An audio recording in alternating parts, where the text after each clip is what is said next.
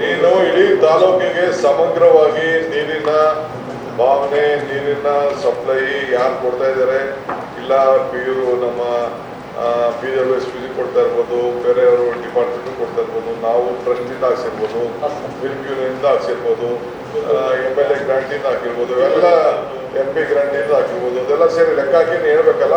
ಇದೆ ಸರ್, ಮತ್ತೆ ಬರೀ ನಿನ್ನ ಮಕ್ಕಳಿಗೆ ಮಾತ್ರ ಬರೀ ನೀರು ಕೊಡೋಣ, ಇಲ್ಲ ಇಡೀ ತಾಲೂಕು ಜನ ಕೊಡೋಣ? You should have watch on them. ಅವ್ರು ಹೋಗಿ ಸರಿಯಾಗಿ ಆ ಶುದ್ಧ ನೀರು ಘಟಕನ ಸರಿಯಾದ ರೀತಿಯಲ್ಲಿ ಮೇಂಟೆನೆನ್ಸ್ ಮಾಡ್ತಾ ಇದ್ದಾರಾ, ಎಂಬ್ರೇಜ್ ಚೇಂಜ್ ಮಾಡ್ತಾ ಇದ್ದಾರಾ, ವಾಟರ್ ಕ್ವಾಲಿಟಿ ಏನಿದೆ ಅದೆಲ್ಲ ಚೆಕ್ ಮಾಡಬೇಕು. ಯಾಕೆ ಅಂದರೆ ನಮ್ಮ ಕನಕಪುರದಲ್ಲಿ ಅರ್ಕಾವತಿಯಲ್ಲಿ ಬೆಂಗಳೂರು ನೀರೆಲ್ಲ ಕಚಡ ನೀರೆಲ್ಲ ನಾವು ಕುಡಿತಾ ಇದ್ದೀವಿ. ಆಯ್ತಾ? ಏನು ಮಾಡೋಣ, ನಮ್ಮ ಮನೆ ಬರ ಇದು. ಅರ್ಕಾವತಿ ನೀರು ಈಗ ಡ್ರೈನೇಜ್ ನೀರು ಆಗ್ಬಿಟ್ಟಿದೆ. ನಾನು ಇಲ್ಲಿ ಓದ್ಬೇಕಾರೆ, ಕನಕಪುರ ಓದ್ಬೇಕಾರೆ ಇಲ್ಲಿ ಮಳೆಗಾಲಲ್ಲಿ ನಡ್ಕೊ ಬರ್ತಿದ್ದೆ. ಎಲ್ಲ ಆಟ ಆಡ್ಕೊಂಡು ಆ ನೀರನ್ನ ಚೆಲುವೆ ಮಾಡಿ ನೀರು ಕುಡಿದಿದ್ದೆ ನಾವು. ಮರಳಿತ್ತು ಅಂತ ಕಾಲ ಇತ್ತು. ಈಗೆಲ್ಲ ಹೋಯ್ತದಲ್ಲ. ಈಗ ನನಗೂ ಗೊತ್ತಿದೆ 26-30% ಇದೆ ಫಾರೆಸ್ಟ್ ಅಂತ. ಎಷ್ಟು ಆನೆ ಇದೆ ಹೇಳಪ್ಪ ನಮ್ಮಲ್ಲಿ? ಸರ್, ಆಕ್ಚುಲಿಗೆ ಬನ್ನೇರುಘಟ್ಟದಲ್ಲಿ ಆನೆಗಳ ವಾಸಸ್ಥಾನ ಮೇಜರು ಬನ್ನೇರುಘಟ್ಟ ಮತ್ತು ಕಾವೇರಿ ಸರ್. ಬನ್ನೇರುಘಟ್ಟದಲ್ಲಿ ಅಸೆಸ್ ಮಾಡೋದಕ್ಕೆ 150 ಎಲಿಫೆಂಟ್ಸ್ ಇರಬೇಕು ಸರ್. ಅದರಲ್ಲಿ ಕಾವೇರಿದಲ್ಲಿ ಅಸೆಸ್ ಮಾಡಿದಾಗ 250ರಿಂದ 300 ಇದೆ ಸರ್. ನಮ್ಮಲ್ಲಿ ಸರ್ ತೆಂಗಿನಕಲ್ಲು, ಕಬ್ಬಾಳು, ಅಚ್ಚಲು, ಅಂದಿಗುಂದಿ, ಬಾಣದಪರಿ ಅಂತ ಫಾರೆಸ್ಟ್ಗಳಿಗೆ ಮಧ್ಯೆ ಪ್ಯಾಚಸ್ ಸರ್ ಫಾರೆಸ್ಟ್. ಇಲ್ಲಿಂದ ಸುಮಾರು 35 ಆನೆಗಳು ಬಂದು ಹೋಗ್ತಾ ಇದ್ದಾರೆ ಸರ್. ಸುಮಾರು 10ರಿಂದ 15 ಆನೆಗಳು ಇಲ್ಲೇ ರೆಸಿಡೆನ್ಷಿಯಲ್ ಆಗಿಬಿಟ್ಟಿದೆ ಸರ್. ಸರ್, ಮುಖ್ಯ ಕಾರಣ ಅಂದರೆ ಸರ್, ಈಗ ಫಾರೆಸ್ಟ್ ಮಧ್ಯೆ ಇದರಲ್ಲಿ ಬೇಸಿಗೆ ಕಾಲದಲ್ಲಿ ಸ್ವಲ್ಪ ನೀರಿನ ಕಡಿಮೆ ಇರೋದು ಮತ್ತು ಆಹಾರ ಕಡಿಮೆ ಇರೋದು ಮೇಜರ್ ಆಗುತ್ತೆ ಸರ್. ಮತ್ತು ನಮ್ಮ ಜಿಲ್ಲೆಯಲ್ಲೇ ಯಾಕೆ ಬರ್ತವೆ ಜಾಸ್ತಿ, ಕೆಲವರು ರೈತರು ಕೇಳ್ತಾರೆ ಸರ್. ಮಂಡ್ಯದಲ್ಲಿ ನೀರಿದೆ, ಕಬ್ಬಿದೆ, ಆಹಾರ ಇದೆ. ರಾಮನಗರದಲ್ಲೇ ಬೆಲೆ ಅತಿ ಜಾಸ್ತಿ. ಕಾವೇರಿ ಮಂಡ್ಯಗೂ ಅಡ್ಜಸ್ಟ್ ಆಗಿದ್ದು ಬಂದಿದೆ ಸರ್. ಮುಖ್ಯವಾಗಿ ನಮ್ಮಲ್ಲಿ ಏನಂದ್ರೆ ಸರ್, ಆಹಾರ ಮತ್ತು ನೀರಿನ ಜೊತೆಗೆ ಅವಾಗ ವಾಸ ಮಾಡಲು ಮತ್ತು ಔಸ್ಕೊಳ್ಳೋಕ್ಕೆ ಒಂದು ಫಾರೆಸ್ಟ್ ಏರಿಯಾಗಳು ಮಧ್ಯದಲ್ಲಿ ಸರ್. ಅದರಿಂದ ಏನಾಗುತ್ತೆ, ಕ್ರಾಪ್ನ ನೈಟಲ್ಲಿ ರೈಡ್ ಮಾಡಿ ಡ್ಯಾಮೇಜಸ್ ಮಾಡಿ ವಾಪಸ್ಸು ಬೆಳಗ್ಗೆ ಆಗ್ತಿದ್ದಂಗೆ ವಾಪಸ್ ಬರ್ತದೆ. ಮೇಜರು ಇನ್ಸಿಡೆಂಟ್ಗಳು, ಡೆತ್ ಇನ್ಸಿಡೆಂಟ್ಗಳು ಅಥವಾ ಇಂಜುರೀಸ್ ಇನ್ಸಿಡೆಂಟ್ಗಳಾಗೋದು ಲೇಟ್ ಆನೆಗಳು ವಾಪಸ್ ಹೋಗ್ಬೇಕಾಗತ್ತೆ ಸರ್. ಬೆಳಗಿನ ಜಾವ 6ರಿಂದ 8 ಗಂಟೆ ಟೈಮಲ್ಲಿ ಏನಾದರೂ ಅವು ಲೇಟಾಗಿ ಹೋಯ್ತು ಅಂದರೆ, ರೈತರು ಏನಾದರೂ ಅರ್ಲಿ ಮಾರ್ನಿಂಗ್ಸ್ ಏನೋ ಹೋದರೆ ಆ ಟೈಮಲ್ಲಿ ಇಂಥ ಇನ್ಸಿಡೆಂಟ್ ಸರ್. ಬೆಳಗಿನ ಜಾವ ರೇರು ಇನ್ಸಿಡೆಂಟ್ ಸರ್. ಮುಖ್ಯವಾಗಿ ಎಫೆಕ್ಟ್ ಏನಾಗ್ತಿರೋದು ಸರ್, ಏನೋ ಆನ್ಯಲ್ ಕ್ರಾಪ್ಸಲ್ಲಿ ಬರ್ತವೆ, ಬಾಳೆ ಅಥವಾ ಹುಲ್ಲು ಇಂಥ ತೆಂಗಿನ ಮರ ಉಳಿಸ್ತಾ ಇದ್ದಾರೆ ಸರ್. ಮಾವಿನ ಮರ ಡ್ಯಾಮೇಜ್ ಮಾಡ್ತಾರೆ, ಅಡಿಕೆ ಇವ್ರು ಮಾಡಿದ್ರೆ ಅವರ ಮೇಜರ್ ಎಕಾನಮಿ ಲಾಸ್ ಆಗ್ತದೆ. ಅದರಿಂದ ಜಾಸ್ತಿ ಜನಗಳಿಗೆ ಸ್ವಲ್ಪ ಇದೆ ಸರ್. ನಾವು ಕೊಡ್ತಿರೋ ಕಾಂಪನ್ಸೇಷನ್ ಭಾಳ ಕಡಿಮೆ ಇದೆ ಅಂತ ಅವ್ರಿದೆ ಸರ್. ಈಗ ಆಯ್ತಪ್ಪ, ನೆಕ್ಸ್ಟ್ ಅರ್ಥ ಆಯ್ತು. ತೋರಿಸ್ದೆ, ಮೊನ್ನೆ ವಿಡಿಯೋನು ತೋರಿಸಿದ್ಯಾ ಸರ್? ನಾನು ನೋಡಿದ್ದೀನಿ.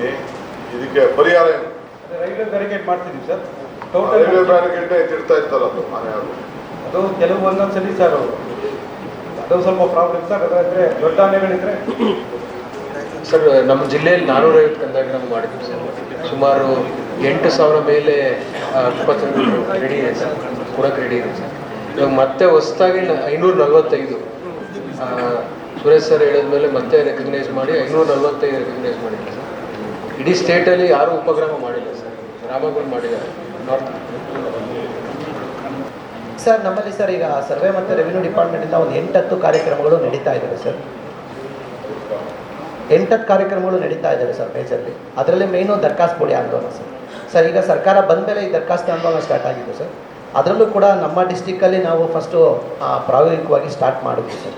ಸ್ಟಾರ್ಟ್ ಮಾಡಿದ್ಮೇಲೆ ಅದು ಸ್ಟೇಟ್ ವೈಡ್ ಶುರು ಆದಮೇಲೆ ಎಸ್ ಸರ್, ಇಡೀ ಸ್ಟೇಟ್ ಸರ್ ಅದು ತಾವು ನೋಡಿದ್ರೆ ಸರ್ ಫಸ್ಟು ದರ್ಖಾಸ್ತ್ ಪೋಡಿ ಅನ್ನೋದು ದೊಡ್ಡ ಕ್ಲಿಷ್ಟಕರ ಆಗಿತ್ತು ಸರ್. ದರ್ಖಾಸ್ತ್ ಒಂದು ಪೋಡಿ ಮಾಡಬೇಕಂತಂದರೆ ಒಬ್ಬರಿಗೆ ಮಾತ್ರ ಏಕವ್ಯಕ್ತಿ ಪೋಡಿ ಅಂತ ಮಾಡ್ತಾ ಇದ್ರು ಸರ್. ಯಾರು ಇಂಟ್ರೆಸ್ಟೆಡ್ ಇದ್ರು ಅವ್ರು ಮಾತ್ರ ಏಕವ್ಯಕ್ತಿ ಅರ್ಜಿ ಹಾಕ್ಕೊಂಡು ಒಬ್ರದ್ದು ಮಾತ್ರ ಪೋಡಿ ಆಗ್ತಾಯಿತ್ತು ಸರ್. ಅಪ್ಲಿಕೇಶನ್ ಕೊಡಬೇಕಿತ್ತು, ಕಚೇರಿ ಟು ಕಚೇರಿ ಹೋಗಿ ಫಾಲೋ ಅಪ್ ಮಾಡಿ ಪೋಡಿ ಆಗಬೇಕಾಗಿತ್ತು ಸರ್. ಆಮೇಲೆ ಏನು ಹೇಳ್ತು ಸರ್, ಮಿನಿಮಮ್ 6 ರೆಕಾರ್ಡ್ ಬೇಕಾಗಿತ್ತು ಸರ್. OM, ಸಾಗುಡು ಚೀಟಿ, ರೆವಿನ್ಯೂ ಸ್ಕೆಚ್ಚು, ದರ್ಖಾಸ್ತ್ ರಿಜಿಸ್ಟ್ರು, ಸಾಗುಡು ಚೀಟಿ ರಿಜಿಸ್ಟ್ರು, ಪಾಣಿ, ಇಷ್ಟು ಮಿನಿಮಮ್ 6 ರೆಕಾರ್ಡ್ ಇದ್ದರೆ ಮಾತ್ರ ಫಸ್ಟು ನಾವು ಪೋಡಿಗೆ ಏಕವ್ಯಕ್ತಿ ಪೋಡಿಗೆ ಆಗ್ತಾಯಿತ್ತು ಸರ್. ಆಮೇಲೆ ನಾವು ಆಂದೋಲನ ನಮ್ಮ ಡಿಸ್ಟಿಕ್ಕಿಂದ ಸ್ಟಾರ್ಟ್ ಮಾಡಿದ್ಮೇಲೆ ಸರ್, ಮತ್ತು XMP ಸರು ಮತ್ತು ಎಲ್ಲ ಒಂದು 2-3 ಮೀಟಿಂಗ್ ಆದಮೇಲೆ ಸರ್ 3 ರೆಕಾರ್ಡ್ಗೆ ತಂದು 25/11/2024 ಒಂದು ಸರಳೀಕೃತ ದರಖಾಸ್ತು ಒಂದು ಸರ್ಕ್ಯುಲರ್ ಹಾಕಿ ಸರ್.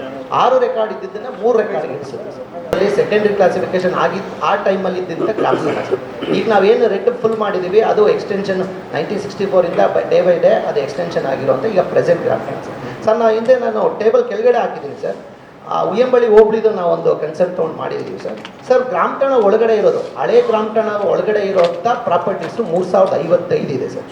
ಈಗ ಗ್ರಾಮ ಠಾಣದಲ್ಲೂ ಮತ್ತು ಸರ್ವೆ ನಂಬರಲ್ಲೂ ಕೂಡ ಆಫ್ ಇರೋವಂಥದ್ದು 1956 ಇದೆ ಸರ್. ಗ್ರಾಮ ಠಾಣೆಯಿಂದ ಆಚೆ ಇರೋದು ಓನ್ಲಿ ಉಯ್ಯಂಬಳ್ಳಿ ಹೋಬಳಿಯಲ್ಲಿ 8600 ಸಿಗ್ತಾ ಇದೆ ಸರ್. ಒರಿಜಿನಲ್ಲು 3000 ಇತ್ತು, ಈಗ ಹೊಸದಾಗಿ 8000 ಸರ್, ಮತ್ತು 8000 ಪ್ಲಸ್ 1400 ಅರೌಂಡ್ 10,000. ಅಲ್ಲ, ಲೈಸೆನ್ಸ್ ಸರ್ವೇರ್ ಅಂತ ಅವ್ರಿಗೆ ಲೈಸೆನ್ಸ್ ಸರ್ವೇಯರ್ ಎಷ್ಟು ದಿನ ಬೇಕು ಅವ್ರಿಗೆ ಟ್ರೈನಿಂಗು? ಸರ್ 3 ತಿಂಗಳು ಸರ್. ಹೊಸದಾಗಿ ರಿಕ್ರೂಟ್ ಮಾಡಿದ್ರೆ 3 ಮಂತ್ಸ್ ಸಾಕು ಸರ್. ಹೊಸದಾಗಿ ರಿಕ್ರೂಟ್ ಮಾಡಿದ್ರೆ 3 ತಿಂಗಳು ಟ್ರೈನಿಂಗ್ ಬೇಕು ಸರ್. ಹುಡುಗರಿಗೆ ಅವಕಾಶ ಕೊಟ್ಬಿಡೋಣ ಬಿಡಿ, ಒಂದು 10,000 ಜನಕ್ಕೆ. ಅದೇ ಸರ್, ನಾವು ಇವ್ರನ್ನೆಲ್ಲ ತಗೊಂಡಿದ್ದು ಪರವಾನಗಿ ಅಂತಾನೆ, ಕೇಸ್ ಗೀಸ್ ಕೊಡ್ತೀವಿ ಅಂತಾನೆ ಎಲ್ಲ ಅದೇ ರೀತಿನೇ ತಗೊಂಡಿರೋದು ಸರ್. ಬಟ್ ಈಗ ಅವರು ತುಂಬ 2001 ಎಲ್ಲರಿಗೂ ಪ್ರೈವೇಟ್ ಕೇಸನೇ ಜಾಸ್ತಿ. ಈಗ ಪರ್ಮನೆಂಟ್ ಮಾಡಬೇಕು ಅಂತಿದ್ದಾರೆ, ಅದು ಪಾಲಿಸಿ ಡಿಸಿಷನ್ ಸರ್ಕಾರ. ಈಗ ಸಿ ಅವರೇ, you should appoint nodal officers outlet drinking ವಾಟರ್ಗೆ. ಪಂಚಾಯತು ಅಡ್ಮಿನಿಸ್ಟ್ರೇಟಿವ್ ಆಫೀಸ್ಗಳನ್ನ ವಾಟರ್ ಪ್ರಾಬ್ಲಮ್ಗೆ ಒಂದು ಮಾಡಬೇಕು. ಸೊ ನೀವು DC CO ಇಬ್ರು 3 ದಿನಕ್ಕೆ ಒಂದ್ಸತಿ ರಿವ್ಯೂ ಮಾಡಬೇಕು. ಅವ್ರಿಗೆ ಝೂಮಲ್ಲಿ ಮಾತಾಡ್ತಿರೋ ಇನ್ನೊಂದು ಮಾತಾಡ್ತಿರೋ ಏನು ಮಾಡ್ತೀರ ಅಂತ ರಿವ್ಯೂ ಮಾಡಬೇಕು. ಲೋಕಲ್ ಬಾಡೀಸ್ ಇಲ್ಲ, ಇಟ್ ಈಸ್ ಯುವರ್ ರೆಸ್ಪಾನ್ಸಿಬಿಲಿಟಿ. ಆಮೇಲೆ ನಮ್ಮ ಕಮಿಟಿ, ನಾನು ನೆಕ್ಸ್ಟು ನಮ್ಮ ಎಲ್ಲ ಕಮಿಟಿ ಮೆಂಬರ್ಸ್ನ ಒಂದಿನ ಕರಿತೀನಿ. ಎಲ್ಲ ಮಾಜಿ ಮೆಂಬರ್ಗಳನ್ನು ಕೂಡ ನಾನು ಕೆಲವು ಇನ್ವೈಟ್ ಮಾಡಬೇಕಾಗ್ತದೆ. ಕರುನಾಡು ಟೈಮ್ಸ್ ಚಾನೆಲ್ನಲ್ಲಿ ಸುದ್ದಿ ಮತ್ತು ಜಾಹೀರಾತು ನೀಡಲು ಈ ನಂಬರ್ಗೆ ಕರೆ ಮಾಡಿ.